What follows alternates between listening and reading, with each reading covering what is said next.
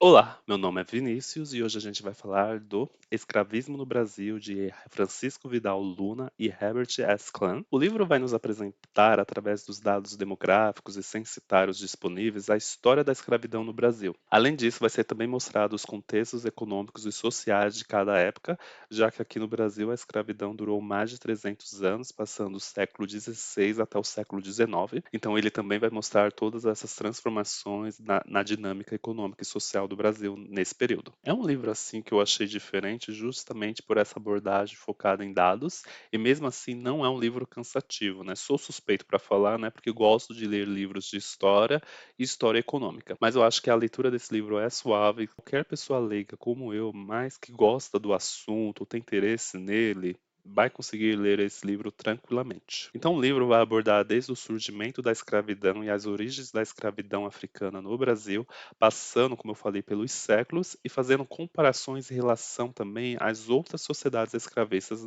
das Américas. Depois vai ter uma abordagem sobre a sociedade em si, né, a vida, a morte do cativo, as famílias e comunidades, rebeliões e revoltas, e vai abordar algo que eu achei uma grande novidade, que é a questão dos negros libertos no Brasil no período. E para isso, né, ele vai explicar o que nas sociedades escravistas das Américas, todas aceitavam algum tipo de autocompra dos escravizados, né? Mesmo que nas estruturas da sociedade esses negros libertos sofressem discriminações e limitações sociais. Só que começa a haver uma mudança entre os países da América em relação a isso. Do século XVIII ao XIX, enquanto na América Espanhola e na América Portuguesa você continuava a aceitar normalmente a autocompra, nos Estados Unidos eles foram fechando cada vez mais as portas para isso. Assim, nos Estados Unidos eles mantiveram a população de negros livres quase estável até o fim de fato da escravidão por lá, mas aqui no Brasil foi outra dinâmica, como eu falei. Entre os séculos XVIII e XIX houve um aumento da proporção de pessoas de cor livres, que quando chegou em 1850, né, com a Lei Eusébio de Queiroz, que finalmente encerrou de fato o tráfico de escravizados aqui para o Brasil, o número de negros libertos já superava o de escravizados. No primeiro censo oficial do Brasil, feito em 1872, o número de pessoas de cor libertas já superava o de brancos e representava mais de 40% da população. E assim, não foi um fenômeno homogêneo nacionalmente, né? O Nordeste, por exemplo, já tinha uma maioria de pessoas de cor libertas já na primeira metade do século XIX. Pernambuco, em 1839, tinha 127 mil pessoas livres de cor e metade desse número de escravizados. E o padrão também se repetia no Maranhão e na Bahia. E ainda pegando o censo de 1872, a província do Rio de Janeiro se destoava do resto do país, tendo um maior número de escravizados que pessoas de cor livres. Em São Paulo e em Minas Gerais, o número de pessoas de cor livres já superavam o de escravizados, mas São Paulo esse número só virou um pouco antes do censo, segundo as estimativas. Já em Minas Gerais, provavelmente desde a década de 1820, já se tinha um maior número de pessoas de cor livres do que escravizados. Aí os autores também vão teorizar sobre o porquê da elite branca no Brasil não ter reagido a esses números, como aconteceu nos Estados Unidos. E um dos motivos é que a própria rigidez da estrutura de classes no Brasil fez eles se sentirem seguros com essas mudanças, porque mesmo livres, as pessoas de cor não seriam uma ameaça a eles. E aí o livro vai explicar quem eram esses libertos. A maioria eram de mulheres, tinha forte presença de crianças também entre eles. Os autores também vão explicar como eram feitas essas autocompras pelos escravizados, tinha até parcelamento, para vocês terem uma ideia, e que a maioria das autocompras era feita pela própria pessoa, sem a ajuda de terceiros ou familiares. O livro também vai mostrar senhores de escravos que no testamento deixava libertos alguns deles. Isso até era uma prática comum em algumas regiões. Ele usa como exemplo um estudo no interior de São Paulo que 2/3 dos senhores de escravos registravam algum tipo de alforria nos testamentos, mas assim, né, nessa modalidade o número de escravizados libertos representava em torno de 10% do número de escravos que o senhor possuía. Então assim, não eram todos, provavelmente só os mais próximos. E os autores vão se aprofundar em todos os aspectos desse grupo de libertos, né? Desde expectativa de vida e taxa de fecundidade, até casamentos e o número deles que eram padrinhos e madrinhas. O que eu falei aqui não representa um terço do que o livro mostra sobre essa dinâmica das pessoas de cor livre vivendo em uma sociedade escravista. E olha que eles só focam um capítulo neles, para vocês verem o quão rico de informação esse livro é. E no capítulo final do livro, né, os autores vão dar uma visão geral do fim da escravidão e como era o contexto da época que levou à promulgação da Lei Áurea. De 1872, data do primeiro censo, até 1887, data da matrícula dos escravos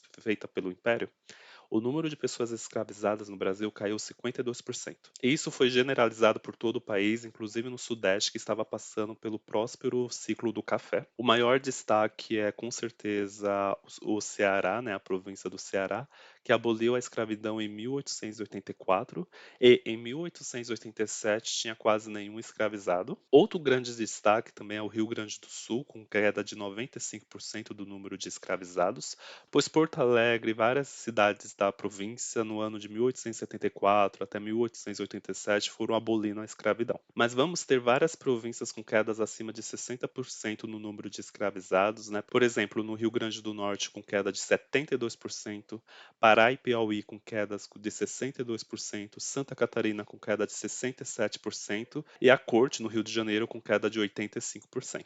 Como vocês podem notar, né, as maiores quedas aconteceram no Nordeste e no Sul, e isso não passou despercebido pelas elites cafeeiras do Brasil, né, no Sudeste, porque com a queda da escravidão nessas regiões, as elites locais nessas províncias deixariam de depender tanto da mão de obra cativa. Então, o governo imperial e as províncias começaram a proibir também o tráfico interno de escravos, porque se as elites das regiões Norte, Nordeste e Sul não tivessem mais escravizados ou o número ínfimo deles, o apoio delas à escravidão acabaria, porque a região mais dinâmica da economia naquela época era o Sudeste com o café, então os barões do café compravam os cativos das outras regiões para trabalhar nas suas lavouras por causa do fim do tráfico internacional de escravizados em 1850. Desde o fim do século XVIII, em especial depois da Revolução Francesa, começou uma pressão na Europa para proibir a escravidão e tráfico de escravos. Sim. Essa pressão aumenta na Inglaterra também, que passa leis proibindo o tráfico de escravizados, afeta também os Estados Unidos, que também passam leis proibindo o tráfico,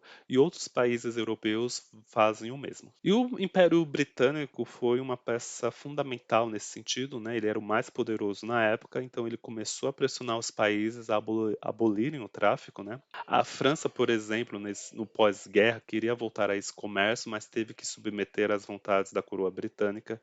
Espanha e Portugal também prometeram abolir. Aí o Império Britânico começou a policiar a costa da África e obrigava os países europeus a concederem permissão para que os oficiais britânicos entrassem nos seus navios para fiscalização. Espanha e Portugal, depois o Brasil, obviamente, enrolaram o quanto pôde a Inglaterra.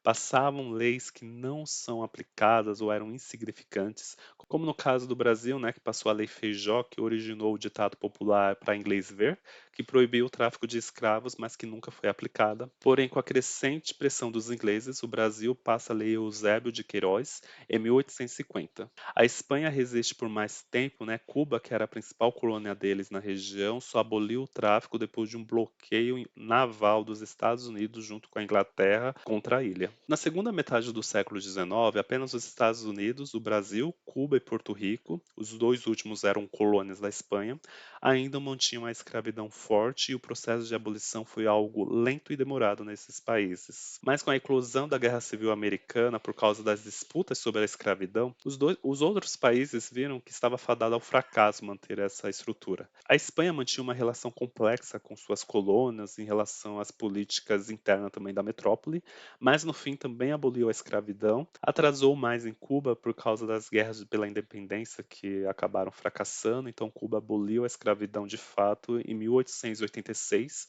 2 anos antes do Brasil. E o livro vai mostrar, né, que ao contrário dessas outras situações, né, guerra civil e disputas entre metrópole e colônia por poder, no Brasil o abolicionismo foi uma luta de classes dentro de uma nação. Os senhores donos de escravizados brasileiros não defendiam com unhas e dentes a escravidão, ao contrário dos americanos.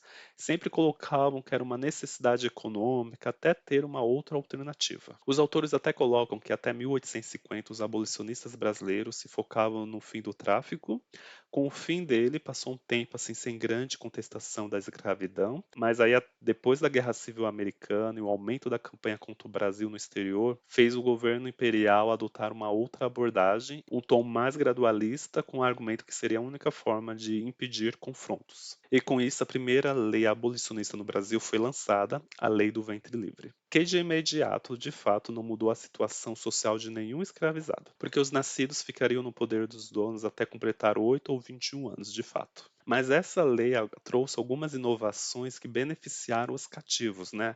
O dinheiro e bens dos escravizados passaram a ser reconhecido oficialmente separado dos seus senhores, e se o cativo recebesse doação ou herança, ficaria na posse dele esse dinheiro, e em caso de morte, esse dinheiro seria passado para os seus herdeiros. A lei também mudou a atitude do Estado, né? Porque colocou que o Estado poderia intervir caso o senhor não aceitasse a vender a alforria, né? Antes o dono precisava aceitar vender a alforria para que a autocompra acontecesse. Passou a ser proibida a separação de crianças dos seus pais, não importando a razão. Proibia taxas para o cativo na compra de alforria. E no fim, entre outras coisas, a lei do ventre livre criava um fundo de emancipação para a compra de alforrias para escravizados nascidos antes dessa lei. Como eu falei, a lei de fato não mudou imediatamente a situação de nenhum escravizado, mas plantou vários mecanismos que aumentaram os direitos dos cativos e, principalmente, ativou o ânimo dos abolicionistas, porque a lei do ventre livre